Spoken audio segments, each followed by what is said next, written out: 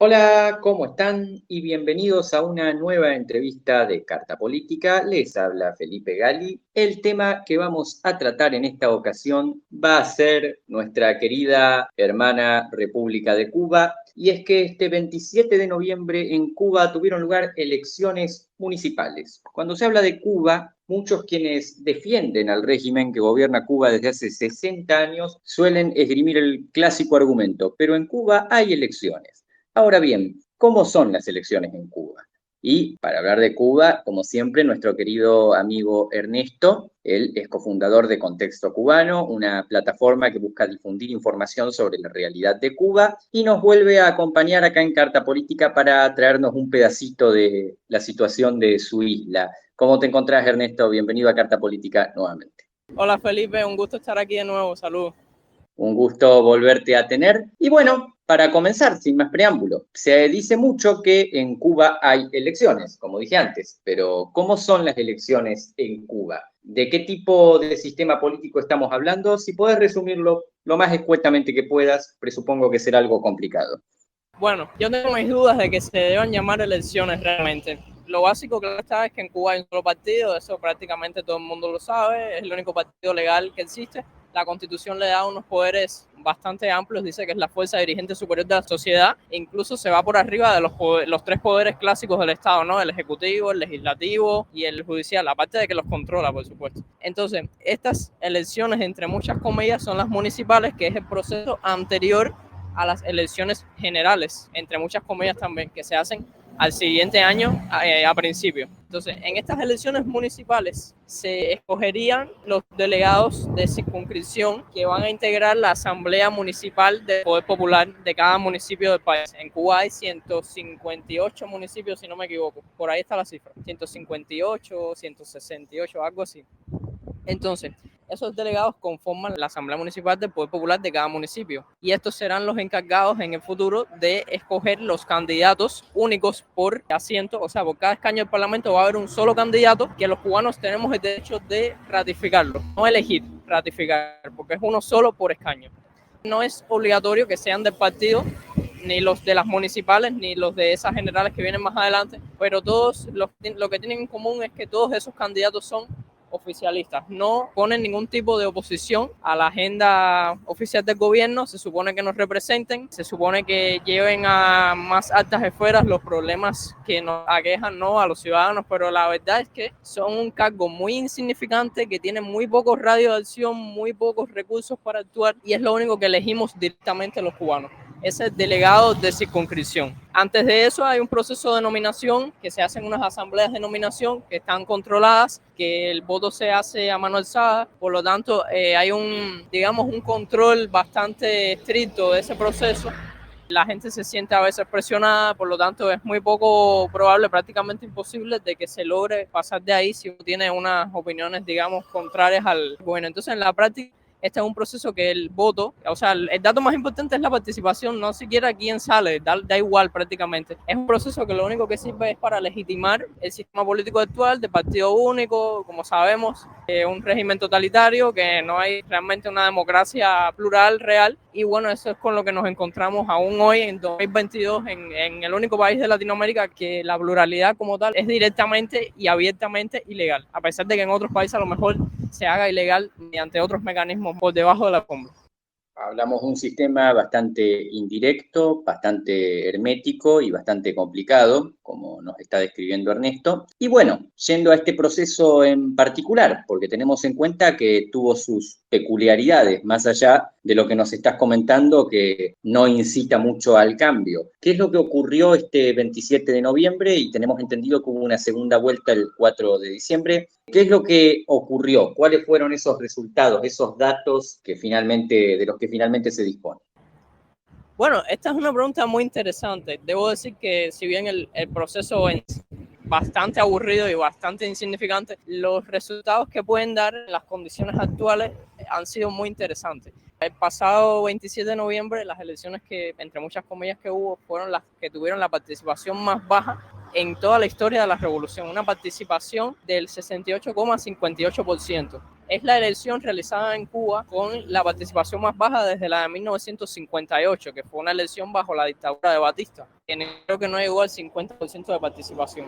Incluso se puede destacar que la participación en estas elecciones fue más baja que las últimas elecciones democráticas que hubo en Cuba en el año 1948.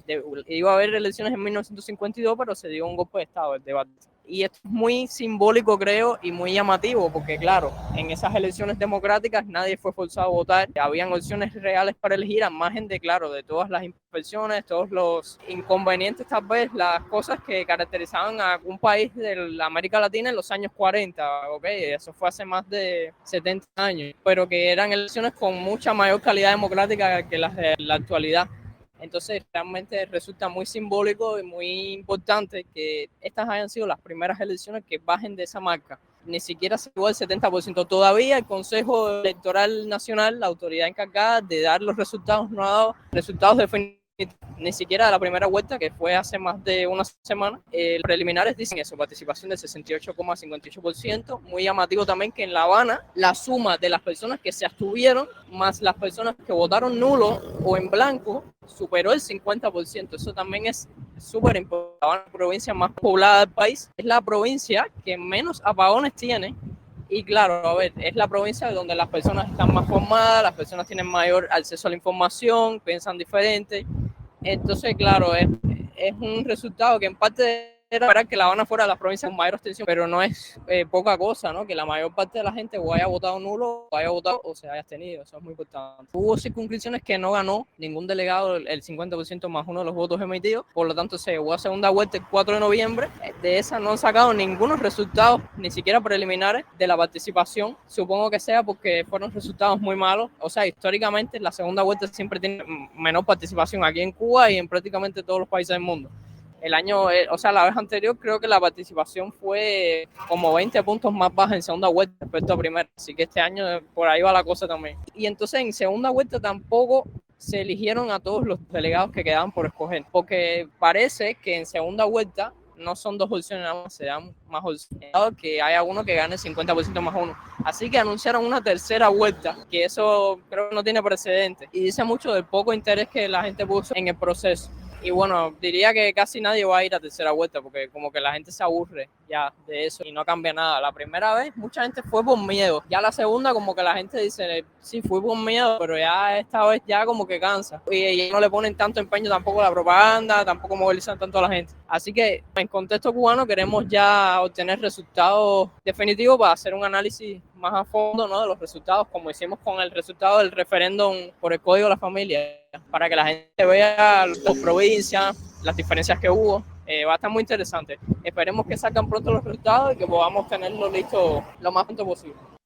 Ciertamente recuerdo que tuvimos una entrevista respecto a ese referéndum que ya de por sí había tenido una participación particularmente baja. Y en Cuba tenemos entendido que abstenerse bajo este sistema hermético totalitario, como vos lo describiste, es una posición política. ¿Qué ha cambiado en Cuba respecto a anteriores procesos? ¿Por qué se da esta participación tan baja? ¿En qué contexto se da? Yo creo que se origina en varias cosas. Primero que la gente está hay mucho descontento con la gente en general, ¿no? Nunca ha tenido una buena económica en los últimos años, pero se ha acrecentado, ¿no?, la carencia con la pandemia, el ordenamiento monetario que generó una inflación increíble y otra serie de la gestión del sistema de energía eléctrica, ¿no?, durante décadas. Todo esto se ha acrecentado, la gente con todo lo que ha pasado en los últimos 2 años, ya sea el 11 de julio, el 27N de 2020, la marcha que al final no fue, pero que generó mayor conciencia cívica en la población, la que iba a haber el 15N, etcétera. Eso ha hecho que mucha gente temor a expresarse, mezclado con la mala situación económica que hay. La gente ha perdido ese miedo, entonces ven tal vez en este proceso una manera de desahogarse. Es que hay mucha gente, eso está clarísimo, la mayoría de la gente está despolitizada, está desmovilizada, realmente no le interesa cambiar porque no tienen esa visión porque se las han destruido por décadas, diciéndole que no hay nada más por lo que luchar, ¿no?, por algo mejor. La gente simplemente no va porque no le interesa. Yo estoy claro que la mayoría de la gente no fue, la mayoría de la gente de las que no fue, lo hizo porque no le interesaba, eso yo estoy claro. Y hay una parte que tiene mayor conciencia respecto a otras elecciones que ha dicho, esto es un proceso que no cambia nada, es un proceso que lo único que hace es legitimar un sistema que no me representa, por lo cual no voy a participar. Se dividen principalmente la gente que no votó en esos dos grupos. Y considero que lo que más representa esta acción histórica es el descontento generalizado que hay hacia la gestión del gobierno. Y a ver, tiene que quedar claro que mucha gente que fue a votar no fue a no meterse en problemas, porque hay una cultura aún del miedo en mucha gente, sobre todo mayor, ¿no?, que ha visto, ¿no?, cómo son las cosas durante décadas y aún tienen miedo, no tienen claro siquiera de que es un derecho y que eso no es obligatorio.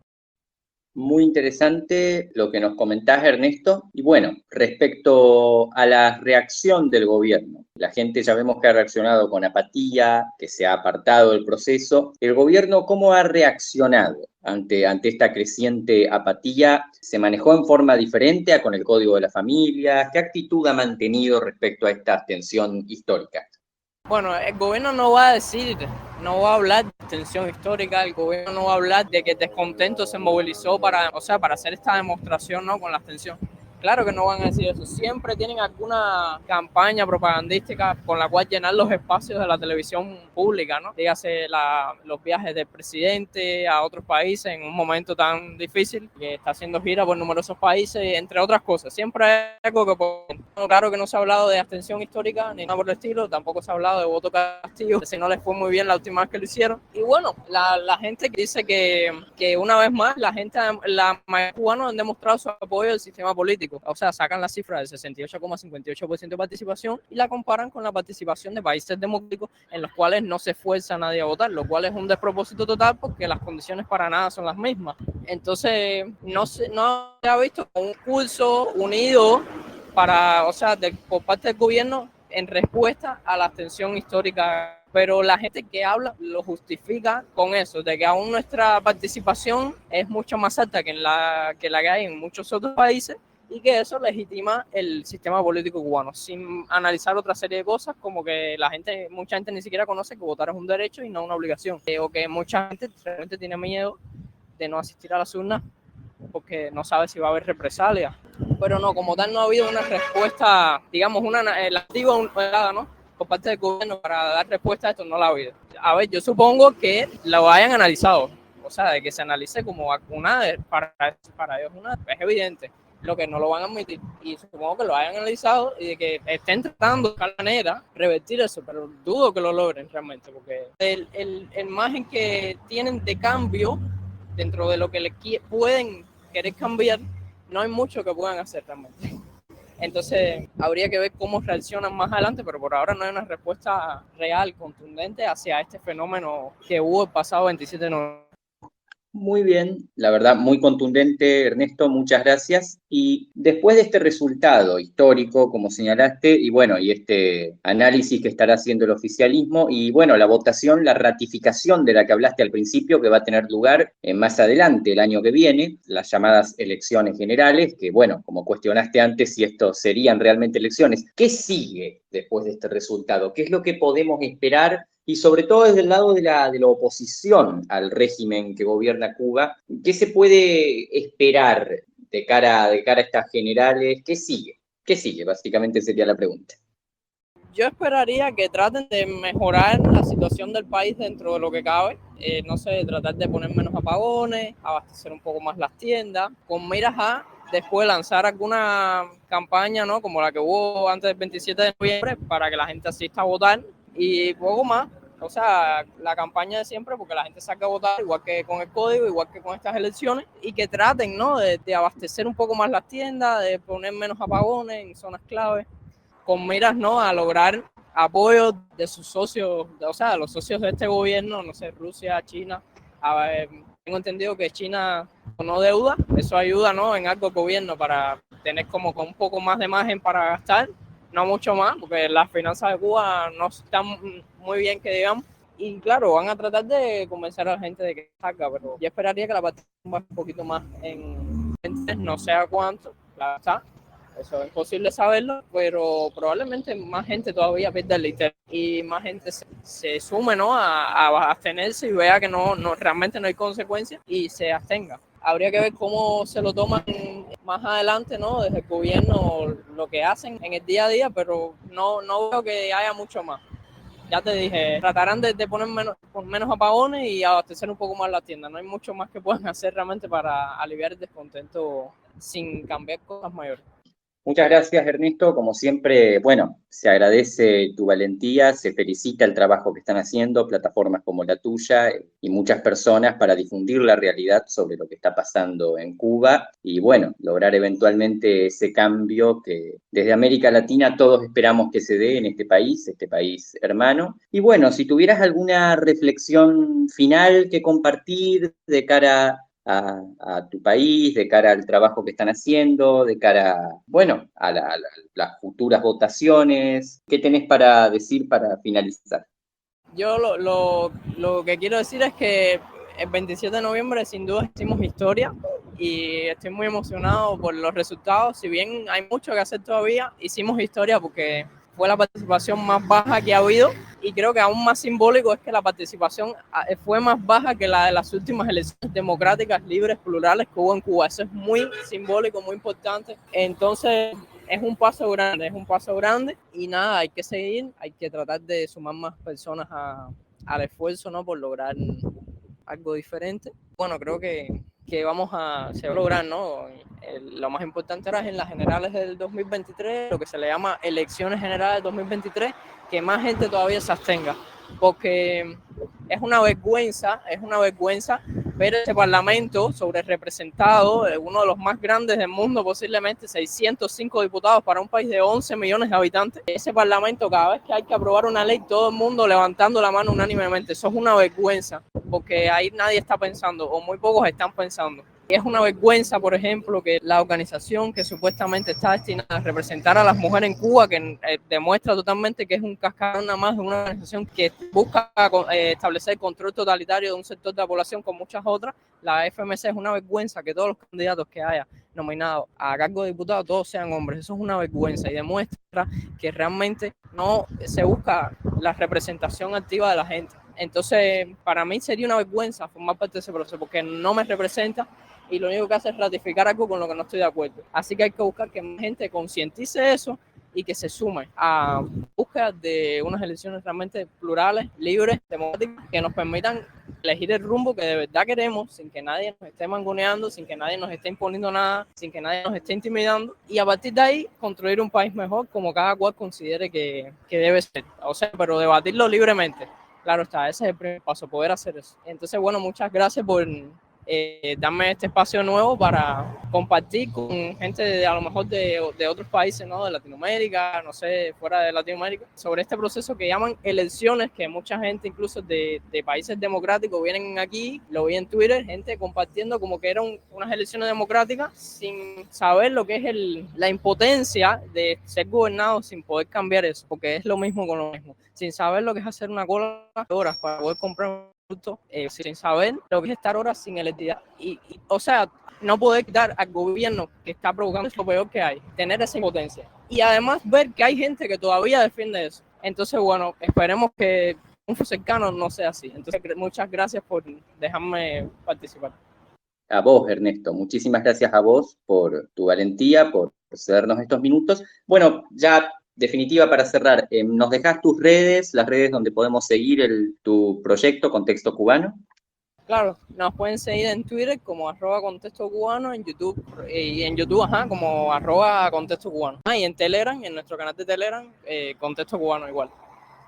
Muchísimas gracias, Ernesto, nuevamente. Y bueno, esperemos que en Cuba se dé ese tan ansiado cambio, esperemos que las personas que continúan defendiendo al régimen que gobierna Cuba por una cuestión ideológica, por una cuestión romántica, finalmente reflexionen sobre lo que están respaldando. Y bueno, en definitiva, muchas gracias y muchas gracias a todos los que nos están viendo y a todos los que nos van a ver. Con esto cerramos esta nueva entrevista de Carta Política. Les recuerdo que pueden seguirnos en Twitter como @politicacarta o en Instagram como Carta Política. Los invitamos a suscribirse a nuestro canal de YouTube y nos estaremos viendo en futuras entrevistas. Muchas gracias.